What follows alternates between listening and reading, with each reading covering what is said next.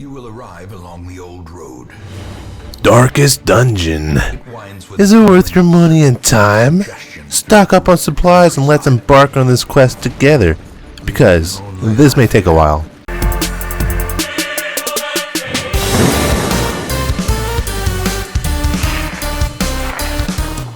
Darkest Dungeon. What a beautiful gothic drawing game this is. I would be lying if I said this was like any other indie roguelike RPG that greets you with a happy smile.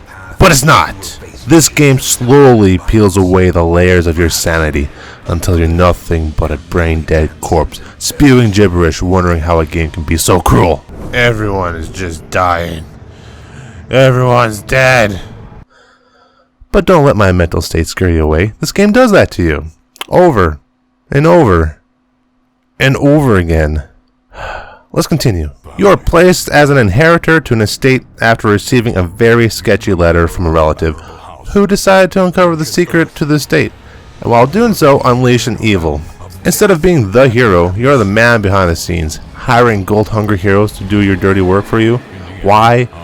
Because you're just that big of a bastard, I suppose. What's very different about this game from other games in this genre is that it is about psychological stresses of dungeoneering. Stresses of coming face to face with monsters, crawling through dark places and facing your worst fears. And it does it well. Very well. The graphics of Darkest Dungeon really pop out at you when you first start the game. Every creature, tree, and that happy little bush in the corner is captured beautifully in the hand-drawn style Red Hook Studios went with. Obviously inspired by HP Lovecraft, which gives the game a great dark fantasy horror feel to the entire game. Complementing the art is Wayne June's narration in the game. An ambush.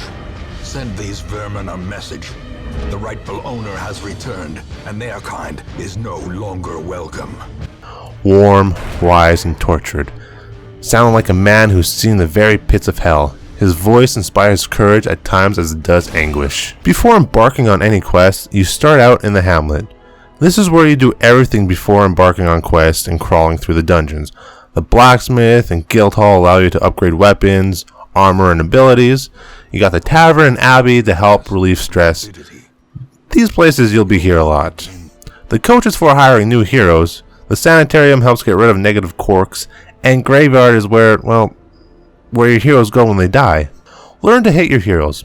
It'll make things less painful when you lose one. You can upgrade any of these places once you collect what is needed. For example, you can upgrade the stagecoach so you can hire more heroes or raise the number of heroes you are able to hold. Oh, see? You can increase the available heroes for hire each week or increase your roster size. That's pretty neat. Costs you some deeds and crests. Each hero has a handful of abilities, sometimes 1 and 2 in a buff or debuff. It all depends what you like and what playstyle you want to play with. It also matters which spot your hero stands in. Depending on where they stand, some abilities won't be active.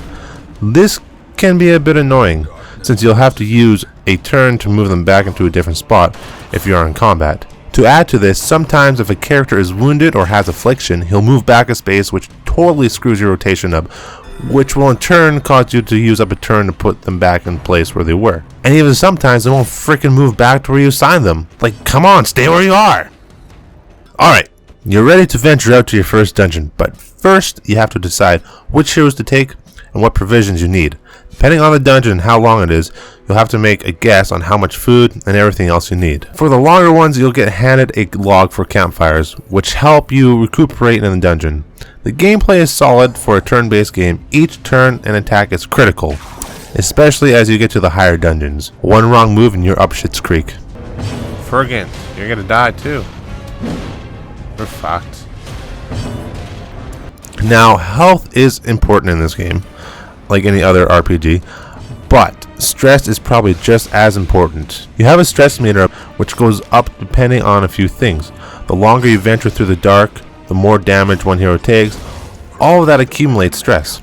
Also, keeping your torch lit helps reduce the amount of stress caused, and also makes the dungeon runs easier. But the darker it is, the more stress induced and the harder the dungeon becomes. But I really recommend taking a lot of torches. This is not good, we have no light. Oh dear God. This is bad. This is bad. If the stress meter fills up, your character goes a bit erratic. You can lose control of them along with a few abilities. They may run to the back of the line and start spewing off some crazy shit, which can induce more stress on the other heroes.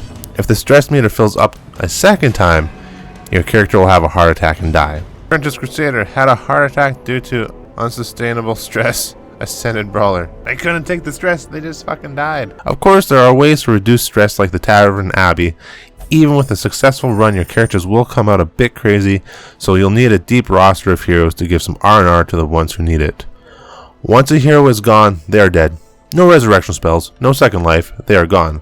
Like I said earlier, don't get attached, heroes will die. Ultimately, Darkest Dungeon is a game about tough choices, survival, and low expectations. It's a game that you can't rush through or ultimately you'll be more frustrated than not. It's unforgiving, unfair, and tough as balls. So now comes the question. Buy it, wait for a sale, or blacklist it. In my opinion, this game is worth the $21.99 on Steam. So yes, it's worth a buy. Although, after playing for a few hours, you may want to blacklist it after it's taken your sanity away.